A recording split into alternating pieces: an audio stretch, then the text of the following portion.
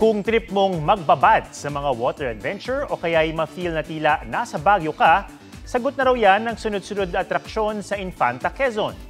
G tayo sa road trip kasama si Ian Cruz. River and waterfall adventure at Misty Feels the vacation spots. Ang lahat ng yan dito sa Infanta, Quezon. Kung may long ride plans ka sa Infanta, mag-stop over muna and just go with the flow sa Agos River. Walang trekking, kaya swak din sa mga bagets, pati na kay lolo't lola. May floating cottages pa. Kung gusto ng mas malakas pang agos, subukan ang Pinlac Falls. Pero wait, di lang yan ang talon sa Infanta ha. Dito sa Querosep Falls, mananalamin ka sa linaw ng tubig. Dinarayo rin ng mga gustong ma-refresh ang Kakawayan Falls.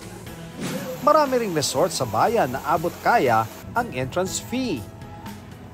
Kung chill vibes ang hanap, bisitahin ang tinaguriang Little Baguio of the South. Chillin, just like in the City of Pines, dahil sa kapal ng fog, malayo rin sa ingay ng syudad.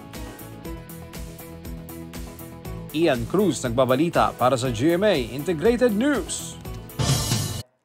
Huwag magpahuli sa mga balitang dapat niyong malaman.